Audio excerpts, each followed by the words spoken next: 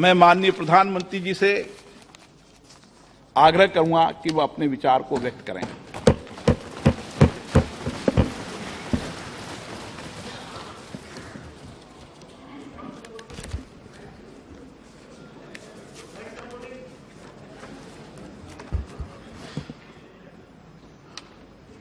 माननीय अध्यक्ष जी,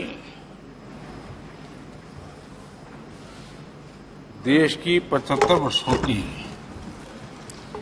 संसदीय यात्रा,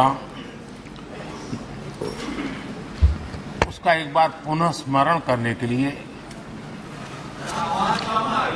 और नए सदन में जाने से पहले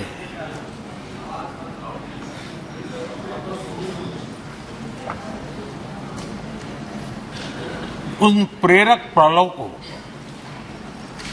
इतिहास की महत्वपूर्ण घड़ी को स्मरण करते हुए आगे बढ़ने का ये अवसर है। हम सब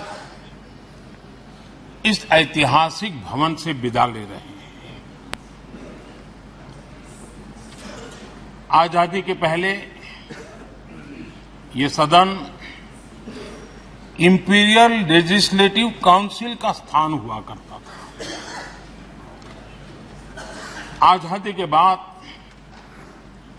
ये संसद भवन के रूप में उसको पहचान मिली। ये सही है, इस इमारत के निर्माण करने का निर्णय विदेशी शासकों का था, लेकिन ये बात हम न कभी भूल सकते हैं और हम गर्व से कह सकते हैं कि इस भवन के निर्माण में पसीना मेरे देशवासियों का लगा था, परिश्रम मेरे देशवासियों का लगा था और पैसे भी मेरे देश के लोगों के।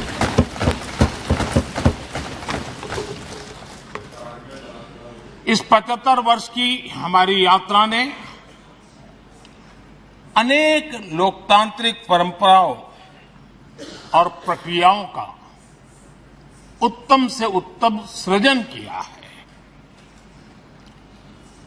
और इस सदन में रहे हुए सबने उसमें सक्रियता से योगदान भी दिया है और साक्षी भाव से उसको देखा भी है।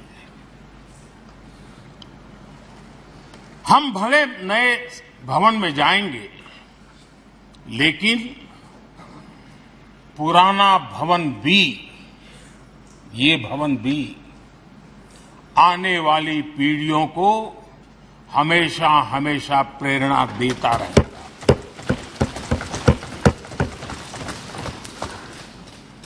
ये भारत के लोकतंत्र की स्वर्णिम यात्रा का एक महत्वपूर्ण अध्याय,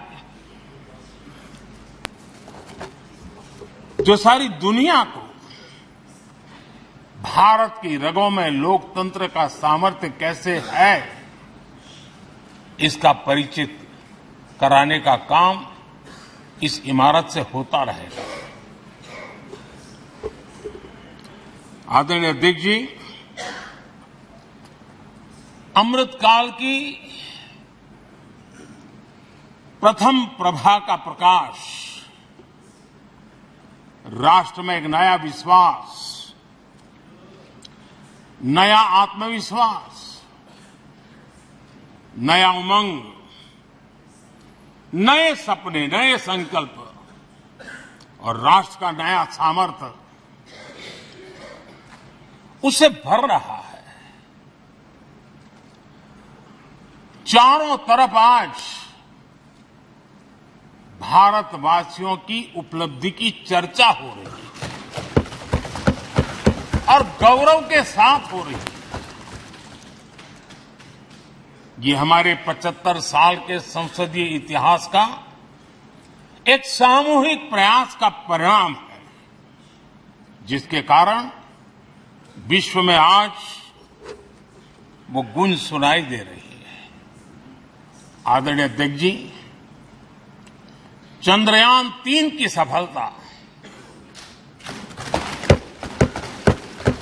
न सिर्फ पूरा भारत, पूरा देश अभिभूत है और इसमें भारत के सामर्थ्य का एक नया रूप जो आधुनिकता से जुड़ा है, जो विज्ञान से जुड़ा है, जो टेक्नोलॉजी से जुड़ा है, जो हमारे वैज्ञानिकों के सामर्थ्य से जुड़ा है, जो 140 करोड़ देशवासियों के संकल्प की शक्ति से जुड़ा हुआ है, वो देश और दुनिया पर एक नया प्रभाव पैदा करने वाला है। ये सदन और इस सदन के माध्यम से मैं फिर एक बार देश के वैज्ञानिकों और उनके साथियों को कोटि कोटि बधाइयां देता हूं, उनका अभिनंदन करता हूं।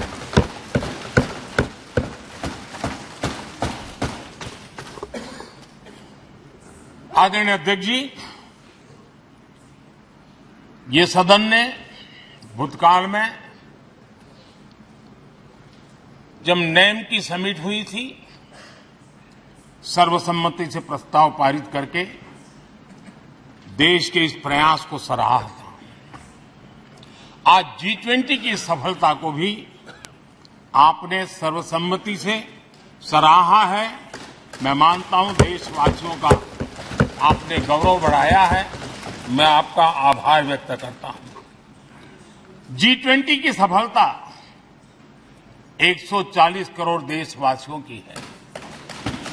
ये भारत की सफलता है, किसी व्यक्ति की सफलता नहीं है, किसी दल की सफलता नहीं है। भारत के फेडरल स्ट्रक्चर ने, भारत की विविधता ने 60 स्थानों पर 200 से अधिक समिट और उसकी मेजबानी हिंदुस्तान के अलग अलग रंग रूप में देश की अलग अलग सरकारों ने बड़े आन बान शान से की और ये प्रभाव पूरे विश्व भर के मन पर पड़ा हुआ है। ये हम सबके सेलिब्रेट करने वाला विषय है, देश के गौरवगान को बढ़ाने वाला है। और जैसा आपने उल्लेख किया, भारत इस बात के लिए गर्व करेगा, जब भारत अध्यक्ष रहा उस समय अफ्रीकन यूनियन इसका सदस्य बना। मैं उस इमोशनल पल को भूल नहीं सकता जब अफ्रीकन यूनियन की घोषणा हुई और अफ्रीकन यूनियन के प्रेसिडेंट, उन्होंने एक इंटरव्यू में कहा कि मेरे जीवन में ऐसी पल थी, शायद मैं बोलते बोलते रो पड़ूंगा। आप कल्पना कर सकते हैं कि कितनी बड़ी अपेक्षा और आशाएं पूरी करने का काम भारत के भाग्य में आया। आदरणीय अध्यक्ष जी, भारत के प्रति शक करने का एक स्वभाव कई लोगों का बना हुआ है और जब आजादी मिली तब से चल रहा है। इस बार भी यही था, कोई डिक्लेरेशन नहीं होगा, असंभव है। लेकिन ये भारत की ताकत है कि वह भी हुआ और विश्व सर्वसम्मति से एक साझा घोषणा पत्र लेकर के आगे का रोड मैप लेकर के यहां से प्रारंभ हुआ है। और अध्यक्ष जी, आपके नेतृत्व में, क्योंकि भारत की अध्यक्षता नवंबर के आखिरी दिन तक है, इसलिए अभी हमारे पास जो समय है उसका उपयोग हम करने वाले हैं और आपकी अध्यक्षता में दुनिया भर के ये जो G20 के सदस्य हैं, P20 पार्लियामेंट के स्पीकर्स की एक समिट जैसे आपने घोषणा की, सरकार का आपके इस प्रयासों को पूरा समर्थन रहेगा, पूरा सहयोग रहेगा। आदरणीय अध्यक्ष जी, हम सबके लिए गर्व की बात है कि आज भारत विश्व मित्र के रूप में अपनी जगह बना पाया है। पूरा विश्व भारत में अपना मित्र खोज रहा है। पूरा विश्व भारत की मित्रता को अनुभव कर रहा है और उसका मूल कारण है हमारे जो संस्कार है, वेद से विवेकानंद तक जो हमने पाया है।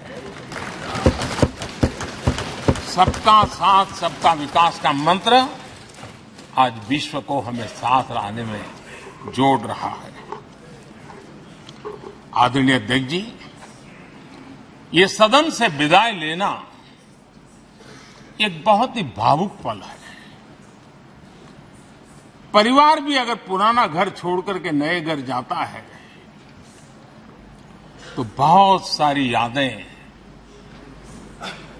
कुछ पल के लिए उसको झकझोर देती है। और हम जब ये सदन को छोड़ के जा रहे हैं तो हमारा मन मस्तिष्क भी उन भावनाओं से भरा हुआ है, अनेक यादों से भरा हुआ है। खट्टे मीठे अनुभव भी रहे हैं, नोकझोंक भी रही है, कभी संघर्ष का माहौल भी रहा है और कभी इसी सदन में उत्सव और उमंग का माहौल भी रहा है। ये सारी स्मृतियां हमारे साथ हम सबकी साझी स्मृतियां हैं। ये हम सबकी साझी विरासत है और इसलिए इसका गौरव भी हम सबका साझा है।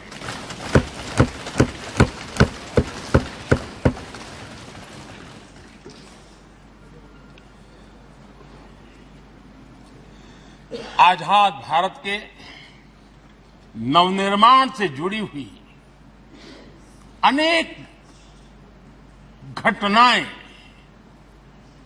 इन 75 वर्ष में यही सदन में आकार लेती हुई हमने देखी है।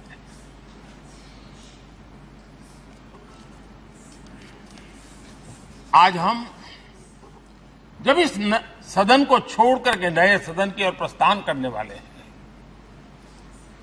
तब भारत के सामान्य मानवीय की भावनाओं को जहां जो आदर मिला है, सम्मान मिला है, उसकी अभिव्यक्ति का भी यह अवसर है।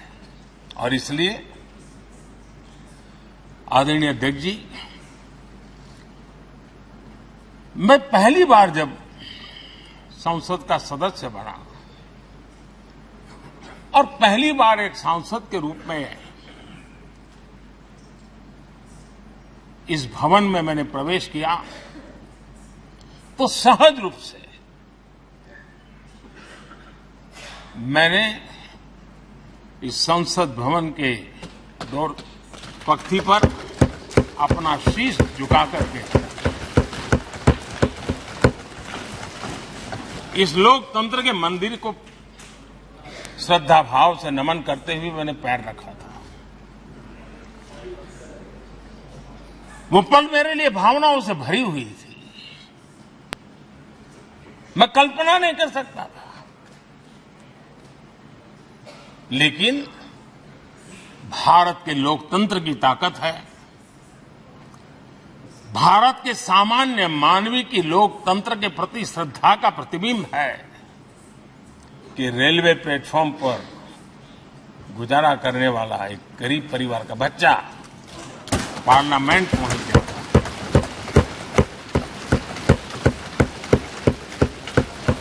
मैंने कभी कल्पना तक नहीं की कि देश मुझे इतना सम्मान देगा, इतना आशीर्वाद देगा, इतना प्यार देगा। सोचा नहीं था अध्यक्ष जी। आदरणीय अध्यक्ष जी, हम में से बहुत लोग हैं जो संसद भवन के अंदर जो चीजें लिखी गई उसको पढ़ते भी रहते हैं, कभी कभी उसका उल्लेख भी करते हैं। हमारे यहाँ संसद भवन के प्रवेश द्वार पर एक छांदोग्य उपनिषद का एक वाक्य है, लोक द्वारम करके पूरा वाक्य है। उसका मतलब ये होता है कि जनता के लिए दरवाजे खोलिए और देखिए कि कैसे वो अपने अधिकारों को प्राप्त करती है। हमारे ऋषि मुनियों ने ये लिखा हुआ हमारे प्रवेश द्वार पर लिखा। हम सब और हमारे पहले जो यहां रहे हैं वो भी इस सत्यता के साक्षी है। आदरणीय अध्यक्ष जी, समय रहते जैसे जैसे वक्त बदलता गया, यह हमारे सदन की संरचना भी निरंतर बदलती रही है और अधिक समावेशी बनती गई है। समाज के हर वर्ग का प्रतिनिधि विविधताओं से भरा हुआ इस सदन में नजर आता है। अनेक भाषाएं हैं, अनेक बोलियां हैं, अनेक पहरवेश हैं, अनेक खानपान है। सदन के अंदर सब कुछ है और समाज के सभी तबके के लोग, चाहे वो सामाजिक रचना के हो, चाहे आर्थिक रचना के हो, चाहे गांव या शहर के हो, एक प्रकार से पूर्ण रूप से समावेशी वातावरण सदन में पूरी ताकत के साथ जन सामान्य की इच्छा आकांक्षाओं को प्रकट करता रहा है। दलित हो, पीड़ित हो, आदिवासी हो, पिछड़े हो, महिलाएं हो, हर एक का धीरे धीरे धीरे योगदान बढ़ता चला गया है। आदरणीय अध्यक्ष जी, प्रारंभ में महिलाओं की सदस्य संख्या कम थी, लेकिन धीरे धीरे माताओं बहनों ने भी इस सदन की गरिमा को बढ़ाया है। इस सदन के गरिमा में बहुत बड़ा बदलाव लाने में उनका योगदान रहा है।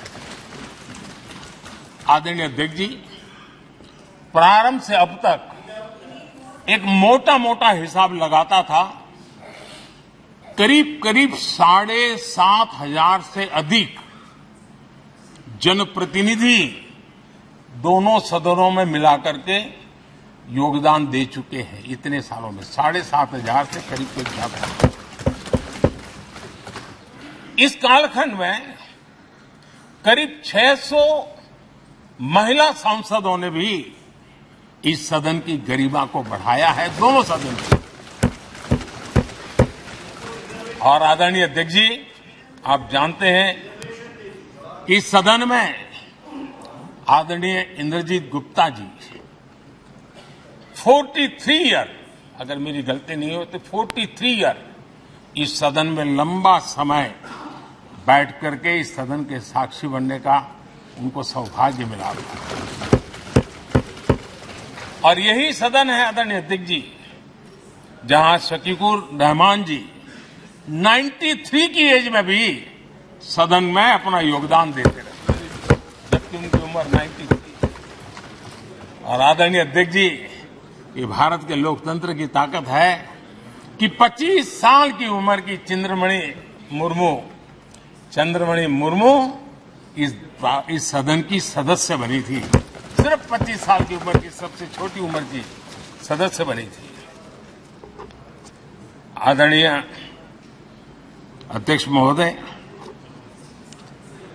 वाद विवाद, कटाक्ष, ये सब कुछ हम सबने अनुभव किया है, हम सबने इनिशिएट भी किया है, कोई बात नहीं रही है।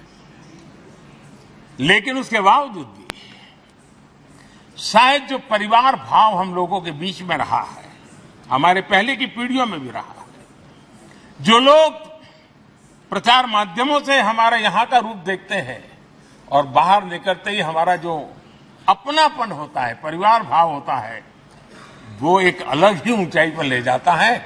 और ये भी इस सदन की ताकत है, एक परिवार भाव।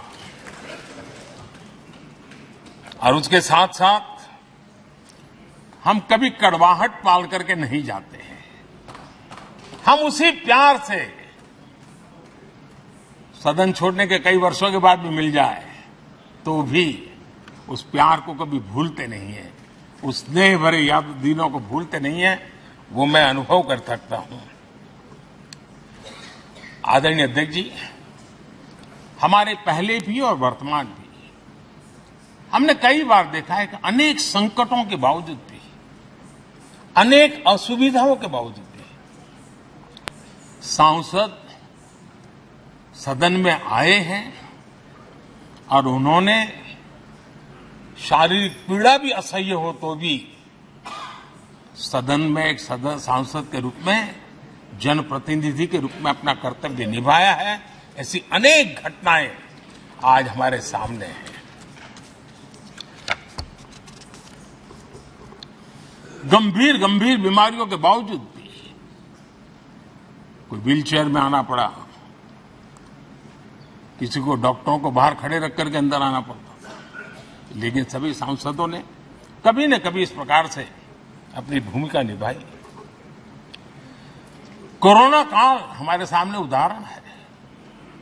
हर परिवार में रहता था कहीं बाहर जाए तो मौत को बुलावा न दे दे, उसके बावजूद भी हमारे माननीय सांसद दोनों सदन में कोरोना काल के इस संकट की घड़ी में भी सदन में आए, अपना कर्तव्य निभाया। हमने राष्ट्र का काम रुकने नहीं दिया। आवश्यकता पड़ी, डिस्टेंस रखना भी था और बार बार टेस्टिंग भी करना पड़ता था। सदन में आते थे लेकिन मास्क पहनना पड़ता था। बैठने की रचना भी अलग अलग की, समय भी बदले गए। हर चीज के साथ राष्ट्र का काम रुकना नहीं चाहिए, इस भाव से सभी सदस्यों ने इस सदन को अपने कर्तव्य का महत्वपूर्ण अंग माना, संसद को चलाए रखा।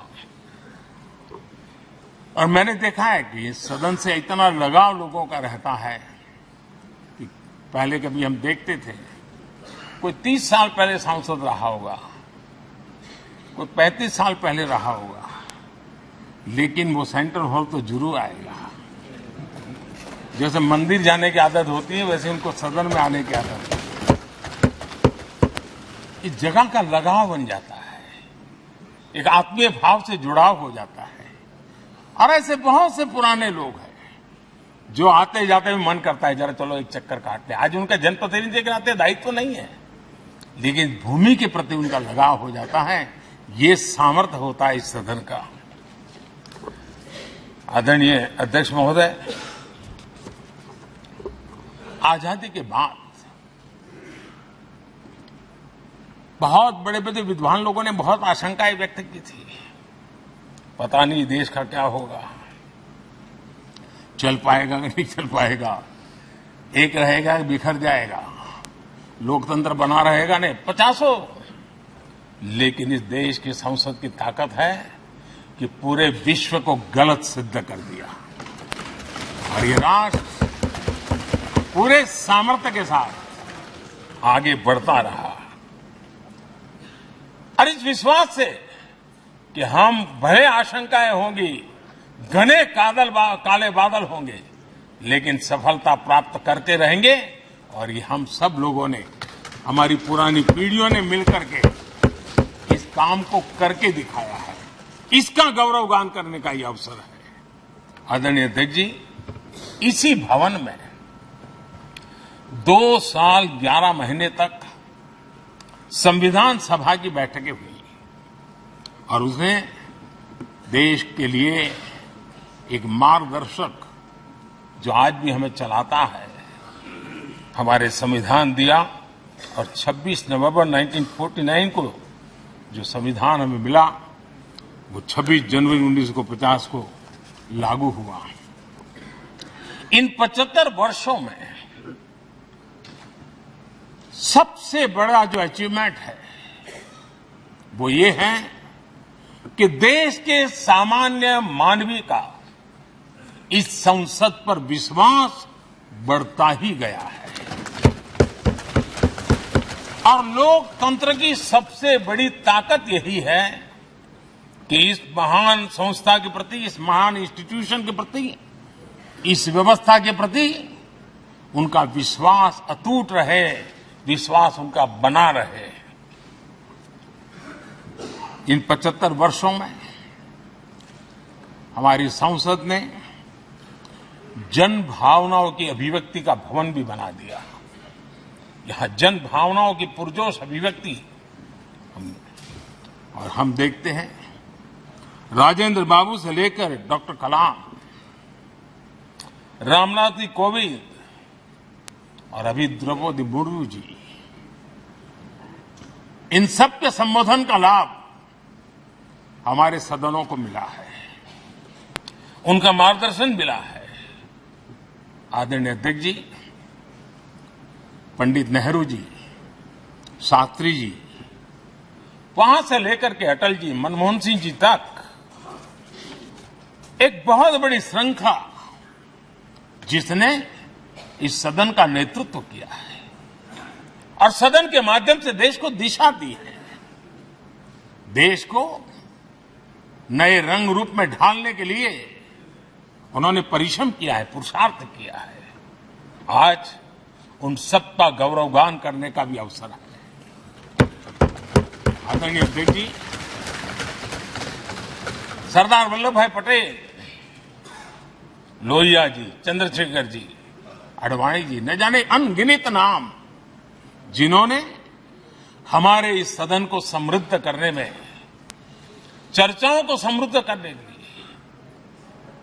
देश के सामान्य से सामान्य व्यक्ति की आवाज को ताकत देने का काम इस सदन में किया है। विश्व के भी अनेक राष्ट्राध्यक्षों ने हमारे इन सदनों को संबोधित करने का भी अवसर आए हैं और उनकी बातों में भी भारत के लोकतंत्र के प्रति आदर का भाव व्यक्त हुआ है। आदरणीय अध्यक्ष जी, उमंग उत्साह के पल के बीच भी कभी सदन की आंख से आंसू भी बहे। ये सदन दर्द से भर गया जब देश को 3 अपने प्रधानमंत्री उनको अपने कार्यकाल में ही खोने की नौबत आई, नेहरू जी, शास्त्री जी और इंदिरा जी। तब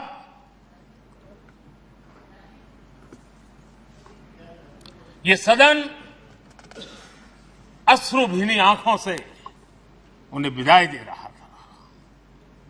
आदरणीय अध्यक्ष जी, अनेक चुनौतियों के बावजूद भी हर स्पीकर ने, हर सभापति ने बेहतरीन तरीके से दोनों सदनों को सुचारू रूप से चलाया है और अपने कार्यकाल में उन्होंने जो निर्णय किए हैं वो निर्णय मावलंकर जी से काल से शुरू हुए हो या सुमित्रा जी के कालखंड के हो या बिरला जी के, आज भी उन निर्णयों को रेफरेंस पॉइंट माना जाता है। ये काम हमारे करीब 17 स्पीकर और उसमें 2 हमारी महिला स्पीकर ने भी, और मावलंकर जी से लेकर के सुमित्रा ताई तक और बिरला जी का मार्गदर्शन आज भी हमें मिल रहा है। हर एक ने अपनी अपनी शैली रही है, लेकिन उन्होंने सबको साथ लेकर के नियमों कानूनों के बंधन में इस सदन को हमेशा ऊर्जावान बनाए रखा है। मैं आज उन सभी स्पीकर महोदय को भी आज वंदन करता हूं, अभिनंदन करता हूं।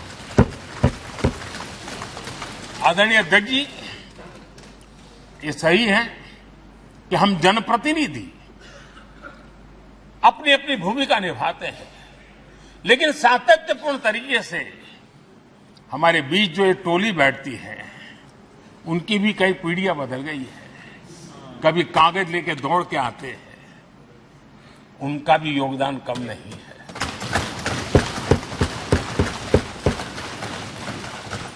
हमें कागज पत्र पहुंचाने के लिए दौड़ते हैं, सदन में कोई गलती न हो जाए, उसके निर्णय में कोई गलत न हो जाए, उसके लिए वो चौकन्ने रहते हैं। जो काम इनके द्वारा हुआ है उसने भी सदन के क्वालिटी ऑफ गवर्नेंस में तेजी लाने में बहुत बड़ी मदद की है। मैं उन सभी साथियों का और इनके पूर्व में जो रहे हैं उनका भी हृदय से अभिनंदन करता हूं। इतना ही नहीं, सदन मतलब ये खंड ही नहीं है। इस पूरे परिसर में अनेक लोगों ने, किसी ने हमें चाय पिलाई होगी, किसी ने पानी पिलाया होगा, किसी ने रात रात चली हुई सदन को किसी को भूखा पेट रहने नहीं दिया होगा। कई प्रकार की सेवाएं की होगी। किसी ने माली ने इसके बाहर के एनवायरनमेंट को संभाला होगा, किसी ने इसकी सफाई की होगी। न जाने कितने ही अनगिनत लोग होंगे जिन्होंने हम सब अच्छे ढंग से काम कर सके, और यहां जो काम हो वो काम देश को आगे बढ़ाने के लिए अधिक से अधिक तेजी से हो, उसके लिए जो माहौल बनाना, व्यवस्था बनाना, उसके लिए जिसने योगदान दिया है, मेरी तरफ से भी और इस सदन की तरफ से भी मैं उनका विशेष रूप से नमन करता हूं।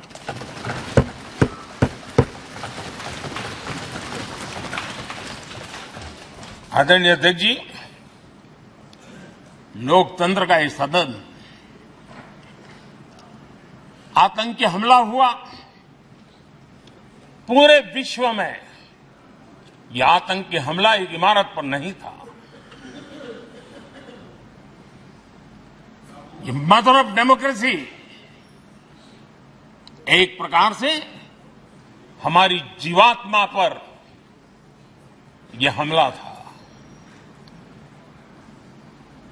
ये देश उस घटना को कभी भूल नहीं सकता है, लेकिन आतंकियों से लड़ते लड़ते सदन को बचाने के लिए और हर सदस्य को बचाने के लिए जिन्होंने अपने सीने पर गोलियां झेली, आज मैं उनको भी नमन करता हूं। हमारे बीच नहीं है, लेकिन उन्होंने बहुत बड़ी रक्षा की है। आदरणीय अध्यक्ष जी, जब आज हम इस सदन को छोड़ रहे हैं, तब मैं उन पत्रकार मित्रों को भी याद करना चाहता हूं जिन्होंने जीवन में, कुछ लोग तो ऐसे हैं जिन्होंने पूरा जीवन अपने कार्यकाल में संसद के काम को ही उन्होंने रिपोर्ट किया है। एक प्रकार से वो जीवंत साक्षी रहे हैं। उन्होंने यहां की पल पल की जानकारी देश तक पहुंचाई, और तब तो ये सारा टेक्नोलॉजी अवेलेबल नहीं थी। तब वही लोग थे जो यहां की बात पहुंचाते थे, और उनका सामर्थ्य था वो अंदर की भी पहुंचाते थे और अंदर के अंदर की भी पहुंचाते थे।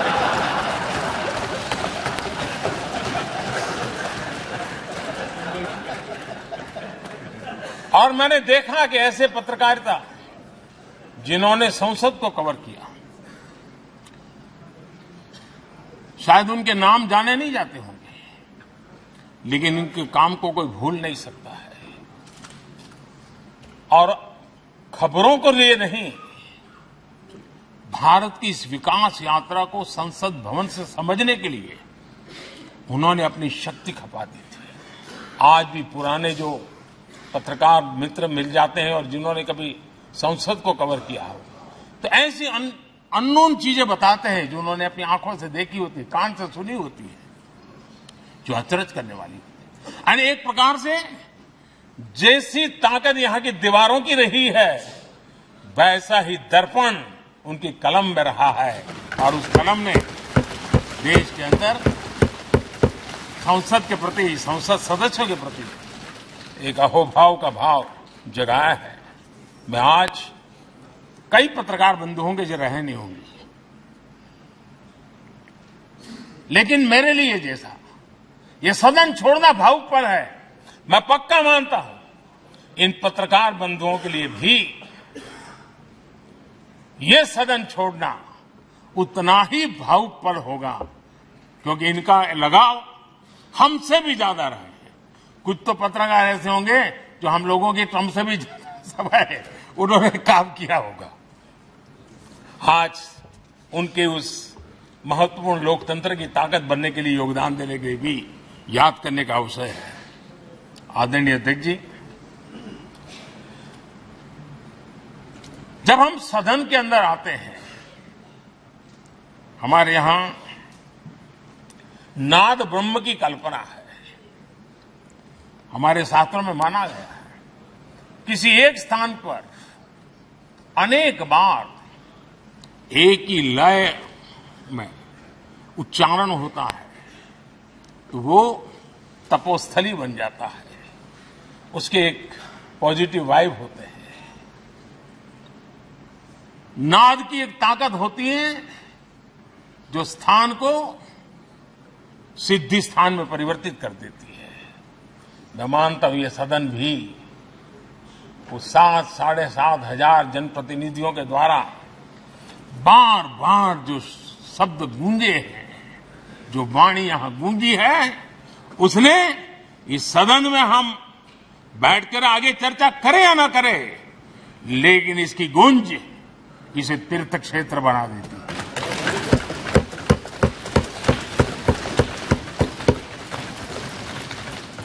एक जागृत जगह बन जाती है और लोकतंत्र की प्रति श्रद्धा रखने वाला व्यक्ति आज से 50 साल के बाद भी जब यहां देखने के लिए भी आएगा तो उसे उस गुंज की अनुभूति होगी कि कभी भारत की आत्मा की आवाज यहां पर गूंजती थी।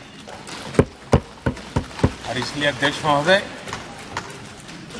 ये वो सदन है जहां कभी भगत सिंह, बटुकेश्वर दत्त, उन्होंने अपनी वीरता सामर्थ्य से अंग्रेज सल्तनत को जगा दिया था बम का धमाका कर। वो बम की गूंज भी जो देश का भला चाहते हैं उनको कभी सोने नहीं देती। आदरणीय अध्यक्ष जी, ये वो सदन है जहां पंडित जी को इसलिए भी याद किएगा, अनेक बातों के लिए याद करेगा, लेकिन हम जरूर याद करेंगे इसी सदन में पंडित नेहरू का at the stroke of midnight की गूंज हम सबको प्रेरित करती रहेगी। और इसी सदन में अटल जी ने कहा था, वो शब्द आज भी गूंज रहे हैं इस सदन में, सरकारें आएगी जाएगी, पार्टियां बनेगी बिगड़ेगी, लेकिन ये देश रहना चाहिए।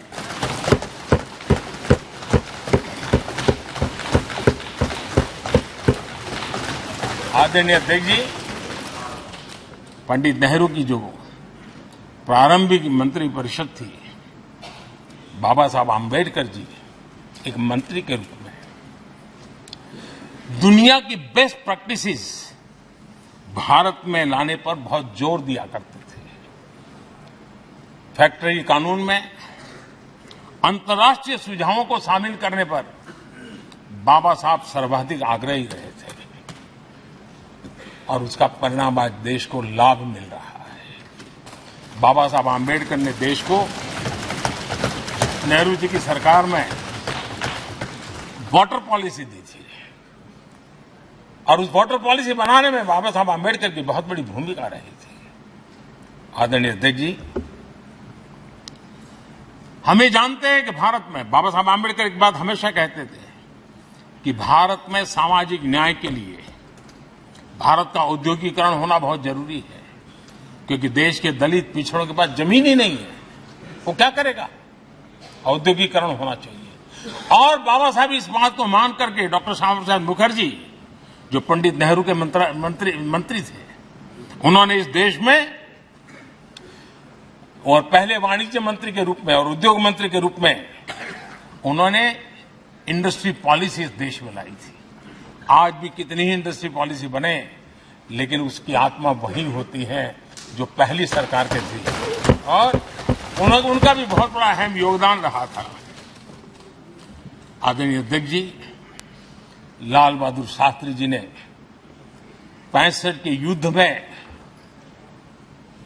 हमारे देश के जवानों में का हौसला बुलंद करना, उनके सामर्थ्य के लिए को पूरी तरह राष्ट्र में झोंक देने की प्रेरणा इसी सदन में से दी थी लाल बहादुर शास्त्री का, और यहीं पर उन्होंने ग्रीन रिवॉल्यूशन के लिए एक मजबूत नींव लाल बहादुर शास्त्री जी ने रखी थी। आदरणीय अध्यक्ष जी, बांग्लादेश की मुक्ति का आंदोलन और उसका समर्थन भी इसी सदन ने इंदिरा गांधी के नेतृत्व में किया था। इसी सदन ने इमरजेंसी में लोकतंत्र पर होता हुआ हमला भी देखा था, और इसी सदन ने भारत के लोगों की ताकत को एहसास कराते हुए मजबूत लोकतंत्र की वापसी भी इसी सदन ने देखी थी। वो राष्ट्रीय संकल्प भी देखा था, ये सामर्थ्य भी देखा था।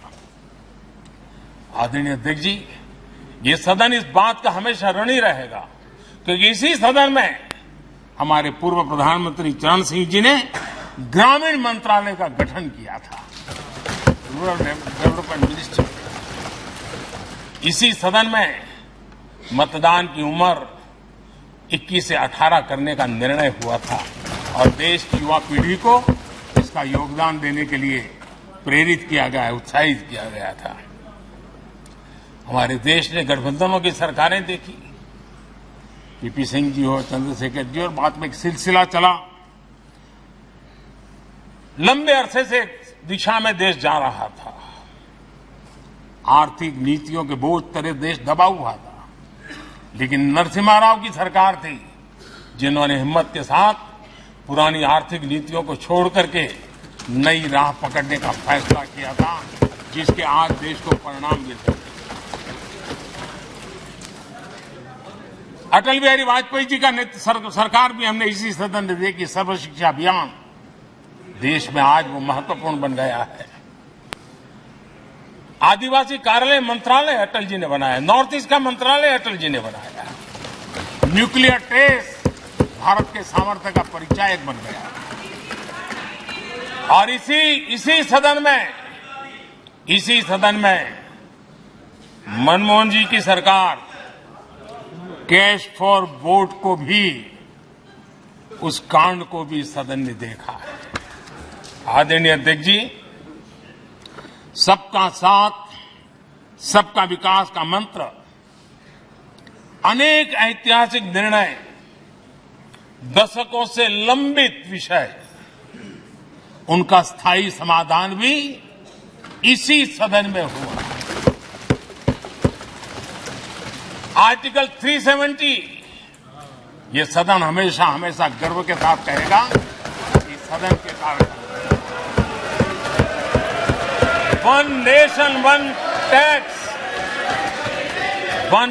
वन टैक्स, जीएसटी का निर्णय भी इसी सदन ने किया।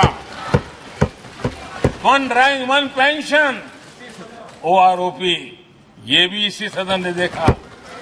गरीबों के लिए 10% आरक्षण कोई विवाद के बिना पहली बार इस देश में करने में सफल है। आदरणीय अध्यक्ष जी, भारत के लोकतंत्र में तमाम उतार चढ़ाव हमने देखे, और ये सदन लोकतंत्र की ताकत है, लोकतंत्र की ताकत की साक्षी है, जन विश्वास का एक केंद्र बिंदु रहा है। इस सदन की विशेषता देखिए, और दुनिया के लोगों का आज भी ऐतराज होता है। ये सदन है जिसमें कभी 4 सांसद वाली पार्टी सत्ता में होती थी और 100 सदस्य वाली पार्टी विपक्ष में बैठती थी। ये भी सामर्थ्य इस सदन के लोकतंत्र की ताकत का परिचय कराता है। और यही सदन है जिसमें एक वोट से अटल जी की सरकार गई थी और लोकतंत्र की गरिमा को बढ़ाया था। ये भी इसी सदन में हुआ। आज अनेक छोटी छोटी रीजनल पार्टियों का प्रतिनिधित्व हमारे देश की विविधता को, हमारे देश के एस्पिरेशंस का एक प्रकार से वो आकर्षक केंद्र बिंदु बना है। आदरणीय अध्यक्ष जी, इस देश में 2 प्रधानमंत्री ऐसे रहे, मोरारजी भाई, वीपी सिंह। एक प्रकार से कांग्रेस में जीवन खपाया था लेकिन एंटी कांग्रेस गवर्नमेंट का नेतृत्व कर रहे थे। ये भी इसकी विशेषता थी। और हमारे नरसिम्हा राव जी, वो तो बिस्तरा गोल करके घर जाने की तैयारी कर रहे थे, निवृत्ति की घोषणा कर चुके थे।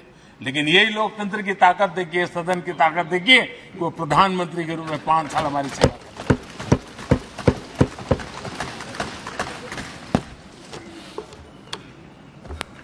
आदरणीय अध्यक्ष जी, सबकी सहमति से कठिन कार्य होते हुए हमने देखे हैं। 2000 की साल थी, अटल जी की सरकार थी। इसी सदन ने 3 राज्यों का गठन सर्वस्वीकृति से किया और बड़े उमंग उत्साह से किया। जब छत्तीसगढ़ की रचना हुई तो उत्सव छत्तीसगढ़ ने भी मनाया, उत्सव मध्य प्रदेश ने भी मनाया। जब उत्तराखंड की रचना हुई तो उत्सव उत्तराखंड ने भी मनाया, उत्सव उत्तर प्रदेश ने भी मनाया। जब झारखंड की रचना हुई तो उत्सव झारखंड ने भी मनाया, उत्सव बिहार ने भी बताया। ये हमारे सदन का सामर्थ्य, सब सहमति का वातावरण बना करके। लेकिन कुछ कड़वी यादें वो भी हैं कि तेलंगाना के हक को दबोचने के लिए भारी प्रयास हुए, खून की नदियां भी बही और बनने के बाद न तेलंगाना उत्सव मना पाया, न आंध्र उत्सव मना पाया। एक कटुता के बीज बो दिए गए। अच्छा होता उसी उमंग और उत्साह के साथ हम तेलंगाना का निर्माण करते तो एक नई ऊंचाई पर आज तेलंगाना पहुंच चुका होता। आदरणीय अध्यक्ष जी, संविधान सभा ने, आदरणीय अध्यक्ष जी, इस सदन की परंपरा रही है। संविधान सभा ने उस समय अपना दैनिक भत्ता 45 रुपये से कम करके 40 कर दिया था। उनको लगा हमें इसको कम करना चाहिए। आदरणीय अध्यक्ष जी, यही सदन है कैंटीन में मिलने वाली सब्सिडी, जो बहुत कम पैसे में खाना मिलता था, इसी सदस्यों ने उस सब्सिडी को भी खत्म कर दिया और पूरा पैसा देकर के अब कैंटीन में खाते हैं। आदरणीय अध्यक्ष जी, कोरोना काल में जब जरूरत पड़ी तो यही सांसद जिन्होंने एमपी लेड फंड को छोड़ दिया और देश को इस संकट की घड़ी में मदद करने के लिए आगे आए। इतना ही नहीं, कोरोना काल में इसी सदन के सांसदों ने अपने तनख्वाह में 30% कटौती की और उन्होंने देश के सामने आए हुए संकट में अपनी बहुत बड़ी जिम्मेवारी निभाई। आदरणीय अध्यक्ष जी, हम गर्व से कह सकते हैं, ये सदन में बैठे हुए लोग भी कह सकते हैं, हमारे पूर्वज जो सदन में बैठे थे वो भी कह सकते हैं कि हम ही लोग हैं जिन्होंने हम पर डिसिप्लिन लाने के लिए हमारे यहां जनप्रतिनिधित्व कानून में समय समय पर कठोरता बरती। नियम हमने ही लादे, हमने ही तय किया कि नहीं, जनप्रतिनिधि के जीवन में ये नहीं हो सकता। मैं मानता हूं ये जीवंत लोकतंत्र का बहुत बड़ा उदाहरण है और ये सदन ने दिया है, यही माननीय सांसदों ने दिया है और हमारी पुरानी पीढ़ी के सांसदों ने दिया है। और मैं मानता हूं कि कभी कभी उन चीजों को भी याद करना चाहिए। आदरणीय अध्यक्ष जी, हम जो वर्तमान सांसद हैं उनके लिए तो ये विशेष सौभाग्य का अवसर है। सौभाग्य का अवसर इसलिए है कि हमें इतिहास और भविष्य दोनों की कड़ी बनने का अवसर मिलता है।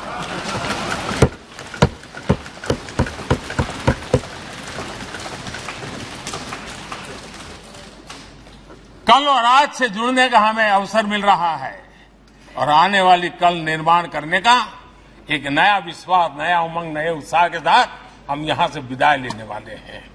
आदरणीय अध्यक्ष महोदय, आज का दिवस सिर्फ और सिर्फ इस सदन के सभी 7,500 जनप्रतिनिधि रह चुके हैं उनके गौरवगान का पल है। इन दीवारों से हमने जो प्रेरणा पाई है, जो नया विश्वास पाया है, उसको लेकर जाने का है। बहुत सी बातें ऐसी थी जो सदन में हर किसी की ताली की हकदार थी, लेकिन शायद राजनीति उसमें भी आड़े आ रही है।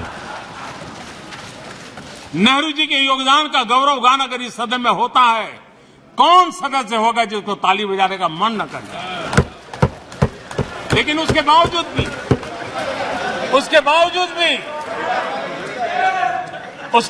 भी देश के लोकतंत्र के लिए बहुत जरूरी है हम सब ने अपने यहां सोच लें।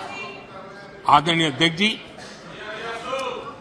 मुझे पूरा विश्वास है कि आपके मार्गदर्शन में और इस अनुभवी माननीय सांसदों के सामर्थ्य से हम नई संसद में जब जाएंगे तो नए विश्वास के साथ जाएंगे।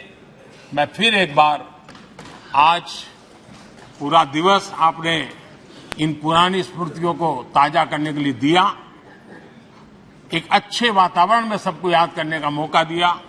इसके लिए मैं आप सबका आपका हृदय से आभार व्यक्त करता हूं और मैं सभी सदस्यों से आग्रह करूंगा कि अपने जीवन की ऐसी मधुर यादों को यहां हम जरूर व्यक्त करें ताकि देश तक पहुंचे कि सचमुच में ये हमारा सदन, ये हमारे जनप्रतिनिधियों की गतिविधि सच्चे अर्थ में देश को समर्पित है। इसका भाव लोगों के तक पहुंचे, इसी एक अपेक्षा के साथ मैं फिर एक बार इस धरती को प्रणाम करता हूं, इस सदन को प्रणाम करता हूं। भारत के मंदिरों से बनी हुई हर एक दीवार के हर एक ईंटे को प्रणाम करता हूं और पिछले 75 साल में भारत के लोकतंत्र को नया सामर्थ्य शक्ति देने वाले हर गुंज को, उस नाद ब्रह्म को नमन करते हुए मेरी वाणी को विराम कर देता हूं। बहुत बहुत धन्यवाद। माननीय सदस्यगण, माननीय प्रधानमंत्री जी ने इस सदन की सीख, अनुभव, यहाँ की प्रेरणा, यहाँ की गूंज के बारे में व्यक्त किया है। मैं ये अपेक्षा करूंगा कि आज का दिन इसी तरीके से सकारात्मक वातावरण में हम चर्चा करें, सकारात्मक विषय रखें और जो कुछ भी यहाँ से सीखा है, हमारे पूर्वजों ने जो कुछ भी इस देश को, लोकतंत्र को दिया है, उसके बारे में सकारात्मक विचार रखें। आप सभी को बहुत बहुत धन्यवाद। अधीर रंजन चौधरी जी।